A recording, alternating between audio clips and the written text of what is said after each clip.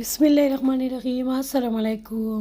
আশা করি আপনার সব ভালো আছেন। আমিও আলহামদুলিল্লাহ ভালো আছি। তবে সেট হইলেও আমি কেউ কমেন্ট করতাম পারি না, ফুলের ভালোবাসা দিতাম পারি না। মাঝে মাঝে আবার একটা একটা করে ফুল দিলে আবার দিতাম পারি, বাট আবার বেশি করে দিলে পারি না। এনিওয়ে ব্লগও তো আসিও।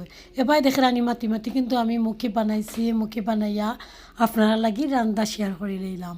মুখি কিন্তু সবে মনে করেন যে ইলিশা ছাড়া মজা লাগে না, এটা আমি মিথ্যা বিশ্বাস করি না। অফকোর্স ইলিশা মাছ দিয়ে মজা লাগে, কিন্তু আপনি যদি রান্নার টেকনিক চিনেন, রান্না পারেন, যে কোনো মাছ দিয়েও খাইতে ভালো লাগে।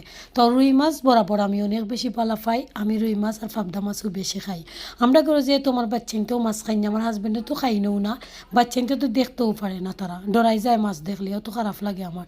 বাঙালির বাচ্চা হইয়া এটা করলে ভালো লাগে না। তার দেখো কা আমার তরকারি আমার লাখান রান্ধিয়া খাইয়া দেখবা আপনারা যে মজা। ব্লকের মাছ কিন্তু খাওয়া যায় না, গন্ধ করে এদেশও। আমার এত বেশি ভালো লাগে না। তো এ পর্যন্তই আজকে, আল্লাহ হাফেজ।